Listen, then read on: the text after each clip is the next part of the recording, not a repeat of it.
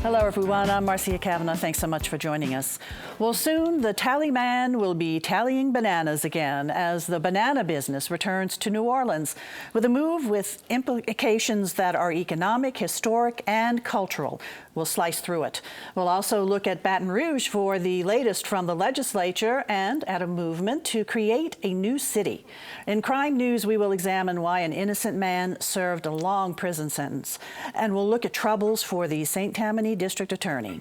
Our Future Watch segment examines the latest from Hollywood South. And in our bunch are tonight's Informed Sources. Errol Laborde, producer of Informed Sources. From Baton Rouge, John McGinnis, publisher, Law Politics Weekly. Don Ostrom, Channel 12's Future Watch reporter, and Gordon Russell, managing editor, investigations, the New Orleans Advocate. First over to John, and we are sort of in the the downstretch now for the Louisiana legislature session. What's going on now? Well, yeah, there's about 2 weeks and a day to go, and it's been a kind of a desultory session. We're a real downbeat. Not a whole lot has happened. The governor has been not involved, and oddly, his poll numbers have gone up during this period because he hasn't been picking fights with the legislature, and I think that's a kind of a reflection of his sort of his lame duck status. He can kill bills, but he really can't. He's not in a position to pass many, so he's not even come up with much. There's been an effort to rein in TOPS once again this year, the free college tuition that was killed. Attempts to early in the session, there was momentum to derail Common Core academic standards for K through 12. That's been derailed, and so there's not a whole lot that's got done. The effort to squash the lawsuit by the Southeast Louisiana Flood Protection Authority East is moving along. There's one bill now that will probably do the job, and it seems to have the momentum going forward. It's mainly that most Republicans are for it, and the people, and even people legislators along the coast, is mainly the support for the lawsuit itself is mainly concentrated in the New Orleans area itself, and that's not enough to stop that train, it seems, at this point. What about the change in making appointments to these boards? Wasn't there legislation proposed for that?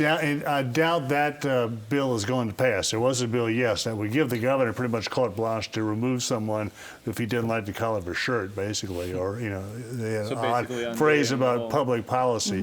But that, a lot of legislators felt that's a bit much. And it doesn't look like that bill is going anywhere, but eventually the governor, probably maybe even this year, is going to have 5 appointees on that board, so he may be able to control it anyway without legislative fiat. John, now that the transitional phase of term limitations is over, as someone who's watched the legislature, what impact is that having in the legislative process? Are you losing like these long-time powerhouse-type players now, and are you having more greener people? Yeah, they're not as interesting. They don't say the darndest things like those old guys. Usually they didn't let it rip. They didn't care, and it seems like the new legislators are a lot more self-conscious about saying anything. And true, it has. I think, and ultimately, it's made the administration and the governor more powerful, if that was possible.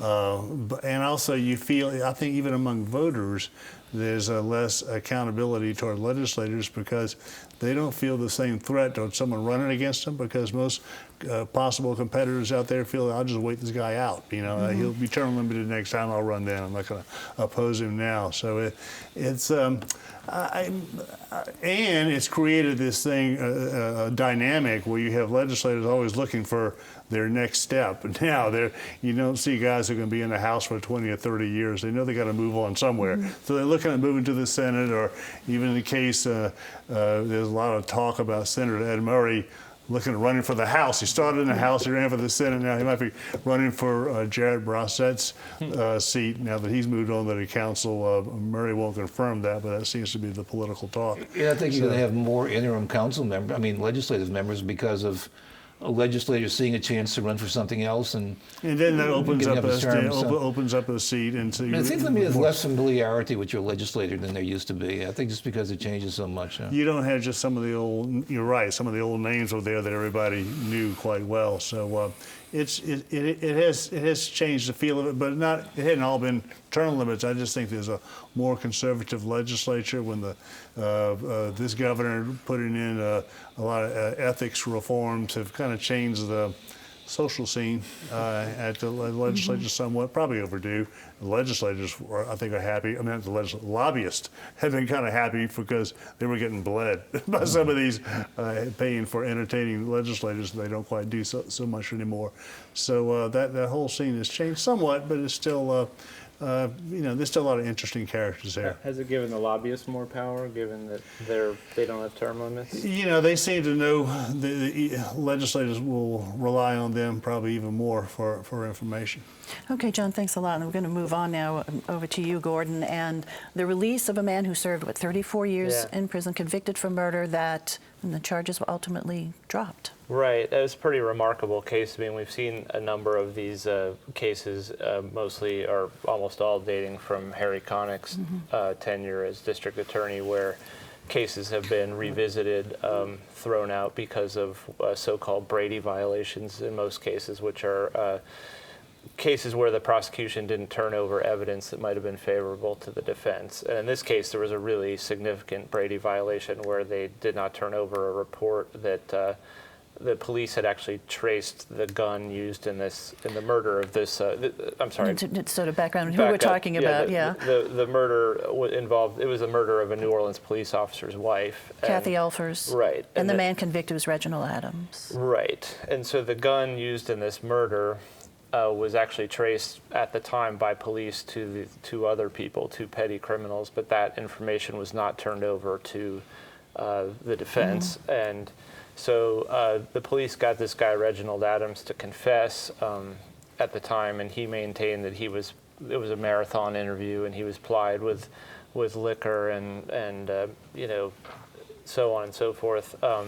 He got every detail of the crime wrong in his confession, including the sex of the person he killed, the color of their hair, the kind of gun used, the number of shots fired. But he was convicted twice. First degree, that was overturned, thrown out, and then second degree, he was convicted. Right, and and he obviously would have benefited greatly from this report, and he didn't have it. And it's an interesting cast of characters who were involved in the prosecution of this case. You had Ronnie Bodenheimer, who later became a Jefferson Parish judge and went to prison for almost 4 years for corruption. Wrinkled rope. Right, and then you've got you have one of the detectives involved in this case, Marty Venezia, was later convicted of vehicular homicide in Florida. And the most troubling thing really is that Ron Ulfers, whose wife was the one murdered in this case, later was convicted of murdering his second wife, which seems like a big red flag. I mean, it doesn't prove anything, but how many people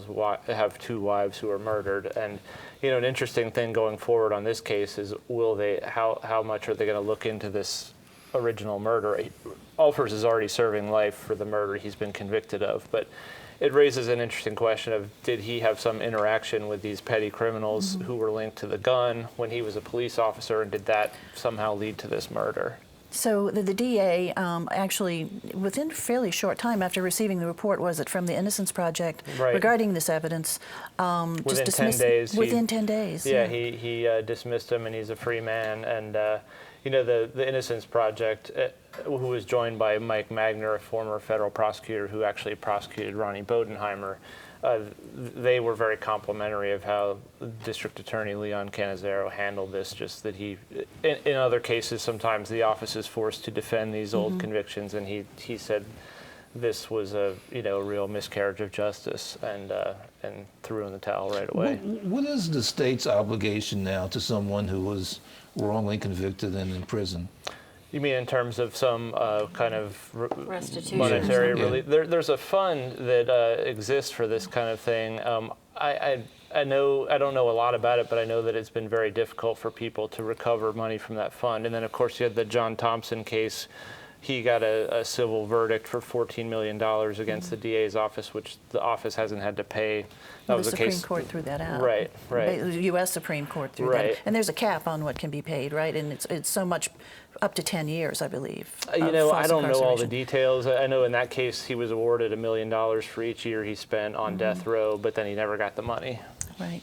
Well, thanks a lot, Russell. 34 years this man served, so he needs to definitely readjust his life now. Learn, as he said, to use a cell phone. He didn't even know how to use a cell phone. Right. Dawn, we're going to talk movies now. Hollywood South. It just seems to be really busy with more and more. We just heard that NCIS New Orleans is going to be They're a new prepping for season here. summer shooting. As I said to Catherine Williams, the director of Film New Orleans, you talk to people who drive New Orleans streets and they're either running into construction trucks or movie trucks. No matter where you go, there is stuff happening, construction and movies, and that's an accurate assessment. New Orleans had, in the past year, 60 feature films and tax credit projects here, 192 non-tax credit projects. It had more feature films produced in Louisiana, than in any other state, including Los Angeles. That's so amazing. the tax credit program is, by all accounts, definitely working here. It now accounts for 1,300 residents having full-time jobs in the industry, which again is larger than anywhere else in the United States to have 1,300 full-time jobs. 2,326 jobs in the film industry total last year, although that could be a makeup artist who's working, who ends up getting jobs on 2 films. But the full-time, definitely. A local win for a makeup artist on the Dallas Buyers Club. Some Oscar recognition for both Dallas Buyers Club and 12 Years a Slave, which were 2 movies shot here. So Hollywood South really has a name of its own that's well known in Hollywood and among the actors. There are 6 feature films underway right now, including Terminator 5, so Arnold Schwarzenegger has been in town. And they're prepping for 4 feature films this summer. One of them is Jurassic World, which is the second take to Jurassic Park, which, that's... There may be some people watching who don't even know. I mean, Jurassic Park was a long, long, long time ago. But Catherine Williams says that the city is right on par with where it has been. Generated $500 million per year over the last 3 years in film spend in the area, and there is no sign of it slowing down. They have their slate for what's coming up in the next month or so, but the phone's been ringing off the hook for the next round, and they don't lay anything out far ahead of time, but the next round is getting ready to come in. And part of what's made it so appealing to people to shoot here, besides the infrastructure of the employees. Right. There has been job training for production assistants, electricians, accountants, ADs, you name it. The city and the state have really stepped up to make sure there is job training. But there are some other facilities that have come on. The Big Easy Studios in the former NASA facility out in New Orleans East is a 200,000 square foot stage space, which most areas can't offer that size space. There's also second line stages on Tchoupitoulas. So there's infrastructure now too that didn't used to exist. I said that there were 2,300 jobs in the film industry last year. Compare that to 286 jobs in the film industry in 2002. So it really, it's an industry that has blossomed and is continuing to show no signs of stopping. The tax credits are renewed every year on a 2-year basis. Every 2 years, there are more and more questions from legislators. There are more, we need to see the fine print. It's not a rubber-stamped renewal, but as long as they keep happening and as long as the infrastructure keeps improving, there doesn't appear to be any sign of us being anything but a Hollywood generator. I remember before Katrina, there was a developing movie industry, and people were talking about it. They were excited. After Katrina, the talk is, well, the movies may come back, but not during the hurricane season. They were going to lose them.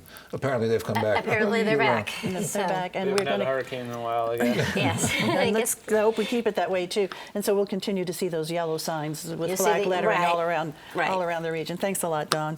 Let's move on over now to Errol. And as you wrote, the tally man is going to be tallying those bananas again. Dale, I got to tell you, well, I can tell John the reason they haven't seen the governor in Baton Rouge's legislature is he's been dealing with bananas, all right?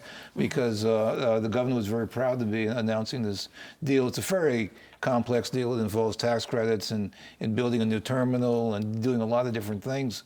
And I've been reading some of the online comments, and some people are shocked that this sort of thing happens. I mean, like, what, the government offers tax credits and incentives? That's what governments do. They do that all the time. And in terms of trying, we wouldn't have the Saints, we wouldn't have the arena. I mean, and we wouldn't have industries up and down the Gulf if we wouldn't have Hollywood. yeah, we'd have Hollywood South. And so and not just us. If we don't do it, somebody else is going to do it. But bananas, It's an interesting story. This is Chiquita, which is the heir of the old United Fruit, which at once was a powerhouse out of New Orleans that for a while, some people arguably say, ran Central America. It was, New Orleans was really the capital of Central America at one period of time. So it's a very, very powerful company. This is Mr. Zamuri and the Zamuri Foundation. But bananas was just very important to the economic life of the city. It was also important to the cultural life. The longshoremen, there used to be two pronounced longshoremen's unions, the white longshoremen's union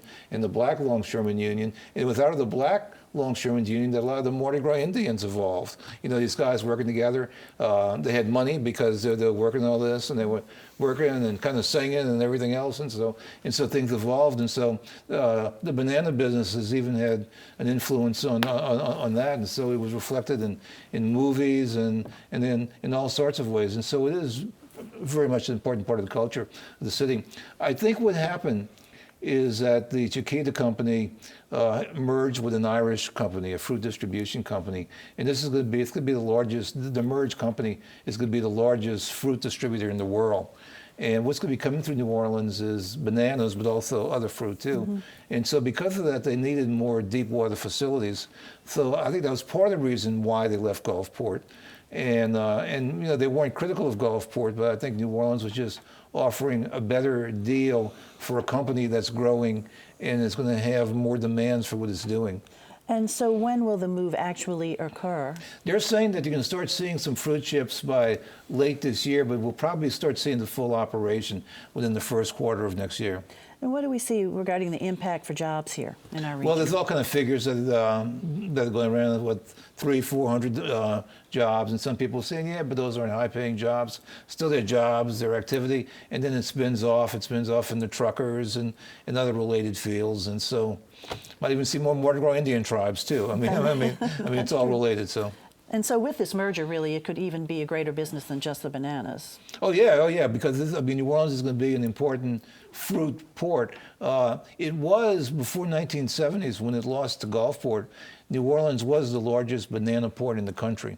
They won't say that's the largest now because some bananas still go through the East Coast, but it is one of the top. It will be one of the top banana ports in the country. It was a tourist attraction. I remember going down there. I was a kid. My dad took me down there, and people would go and watch the bananas coming in on the conveyor belts. I have a very vivid memory of that. And seeing the spiders jump these off. great old postcards of the bananas being right. unloaded. Yeah. So the tally man is returning, and that's good. Good news. Thanks a lot. And so might the tarantulas that people look for too. Those Right? gigantic spiders. Thanks, Harold. Okay, Gordon, the St. Tammany DA, Walter Reed. We've been hearing a lot about him lately, and it's not all good.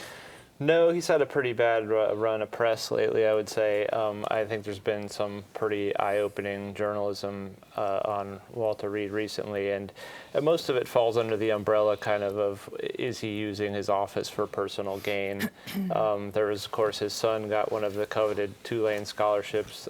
This is a guy who, he makes $200,000 a year as a district attorney, and he's got a couple of side businesses, also a gold business and a private law practice.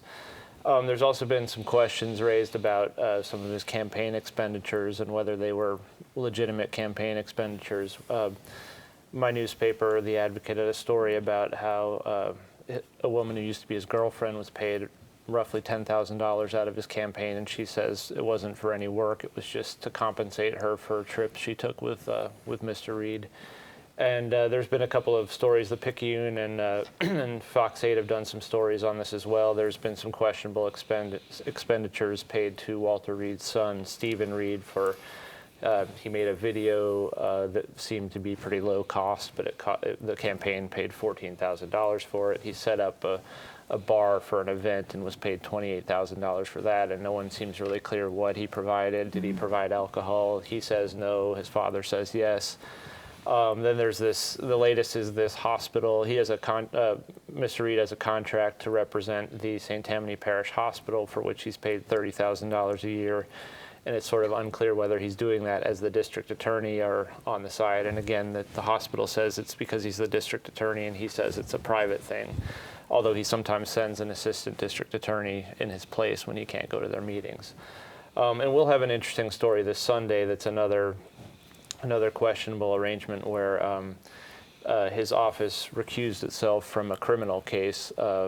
It was a car accident where there were charges brought against the driver because he was involved in representing the victims in a civil case, and so he couldn't prosecute the case as well. And that sort of raises a question of, should his primary responsibility be prosecuting cases in his parish as opposed to making money off of those cases? But he is allowed to have a private practice. He is allowed to have a private practice, absolutely. Generally, district attorneys stay away from cases where you would have a conflict like this. And there was actually a case a few years ago out of Iberia Parish that was similar to this, where the district attorney got in some trouble for representing somebody civilly who was also facing criminal charges for the same incident in their parish. And in that case, the state attorney general has to step in and prosecute the case. So how is Mr. Reed responding to all of these reports and these questions? You know, it's interesting.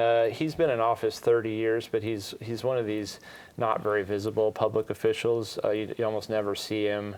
His office tends to be very much of a bunker, and they don't respond to a lot of these things at all, or they issue a short statement that may or may not address the questions you ask. He's in a place where he's up for re-election this year. He had previously said he wouldn't run. Recently, people have been saying he plans to run again. Now, with all these recent revelations, I suppose that could change, and I think he's expected to announce one way or the other pretty soon. All right, we'll be looking for your piece in the Sunday's paper, right? Yes. And in the Advocate. Thanks a lot, Gordon. John, over in your neck of the woods in Baton Rouge, there's a section of the community over there that really wants to sort of secede from Baton Rouge and create its own city. Well, this has probably caused the biggest controversy in Baton Rouge since the last time LSU fired a football coach. It's pit neighbor against neighbor and politician against politician, and it's over a area to incorporate a large unincorporated area of East Baton Rouge Parish, the southeast sector where most of the growth has taken place in the last 30 years. You know, when you're coming into Baton Rouge on I-10, you don't hit the city limits until you're almost to College Drive, where the hotels are. All before that, for a long time was pretty much cow pasture.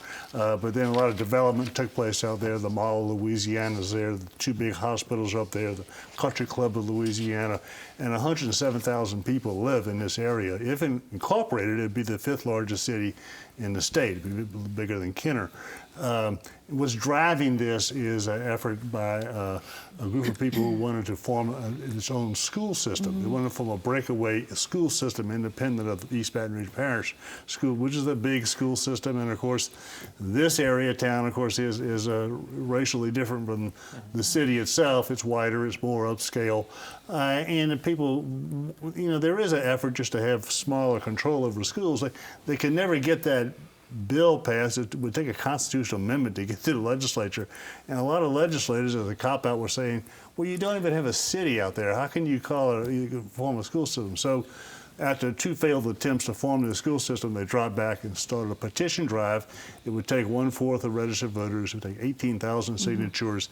People who are driving it say they will have it in time to get on the November ballot. On the November ballot. And we should say it's the city of St. George is what they're trying to develop. It's called St. George, named for a Catholic parish out there that was the only community there for many, many years. It's the people who don't have children in the schools, a lot of them are saying, wait a minute, this is Baton Rouge. It's considered Baton Rouge. Your postal address is Baton Rouge. And of course, the downtown, the mayor and the chamber are strongly against it because it's been collecting tax dollars. Well, yeah, it's been collecting sales taxes from that area and using it all over the parish. A lot of it in reimagining downtown Baton Rouge, and that's caused some discord among people who live out further out in the suburbs, saying, "Why are we spending all this money downtown?" So it could come up to a vote in November. It really could go either way. But I think that some of the forces of people saying there's a little bit more change than they want to see. But still, Baton Rouge is different too, in that East Baton Rouge incorporates a piece of land greater than Baton Rouge itself. So so you feel like a mayor-president. You have a mayor-president, and you have a large unincorporated area, and this area is like like Metairie. Metairie is not a municipality; it's an unincorporated area. It would be like if Metairie was part of Orleans Parish, right? but then incorporated. Incorporate. And you know, it was easy for the city to the city parish collects taxes from out there, and then it doesn't have to extend police protection and fire protection out there, and that's probably why that's not annexed that area. Some annexation is taking place now, though. They've got a couple of breakaway cities already, right? School districts up in the northern part. Just school districts. Okay. And the Mall of Louisiana and Our Lady of the Lake, they are now seeking annexation. Annexation because they're not sure what's going to happen, why they can be under a new city. So the Metro Council has approved that, and so now those areas have been as part of Baton Rouge as they should have been all along. So, but the vote may still go forward in November, and it'll be a very interesting. And who would be voting on? I mean, would it be only just within that region? Only the people who live in the area. There's a bill in the legislature to let the whole parish vote. I don't know if that's going to pass. Okay, City of St. George, maybe in the future. We shall see. Right now, we're going to look ahead. All of you guys are, at any rate. Errol? Yeah, Ritz-Carlton announced today a great project that they're going to redo the front of that building, which we all remember as the old Maison Blanche building. They're going to restore the early 20th century terracotta look, also to the Crest building, which is next door, get back the original Crest signs and bring back some of the pediments and get the building to look architecturally the way it used to do. So it's a great idea. I think Great it'll be idea. We look in forward Rich to Canal that. Street, yeah. As far John. as this city is concerned, Mayor Landrieu has an effort in the legislature to raise money, and to allow him to raise more money, he's had 3 tax proposals, and the one that looks like it's closest to getting passed would be a property tax increase. And it has to go through the legislature. It would take a constitutional vote because it would be a millage without the homestead exemption, so you have to pass it through the state, and then it would have to pass a referendum by the city. But at least it looks like it's getting through the first step of getting through the legislature. The hotel motel tax, the tobacco tax, doesn't look like those things are going to make it. Okay, Don. We've talked about it a ton, but it's finally here. The Riverwalk outlet collection at the Riverwalk, the revamped Riverwalk right by the port where we might see bananas soon, opens on the 22nd with a whole lot of sneak peeks by different organizations and fundraisers between now and then, but the official opening's the 22nd. We look forward to the opening of that very much. Gordon. A case I've been following, and I think there should be a decision one way or the other fairly soon. The feds have been looking at the former St. Charles Parish District Attorney, Harry Morrell, for a possible trading of sexual favors for leniency in criminal cases. And this is a case that the feds rejected once and have recently decided to take another look at, and I expect there'll be some kind of decision fairly soon. All right, Gordon. Thank you. Thank you guys for being here, and thank you all for joining us. We want to see you again next week for Informed Sources. Have a good evening.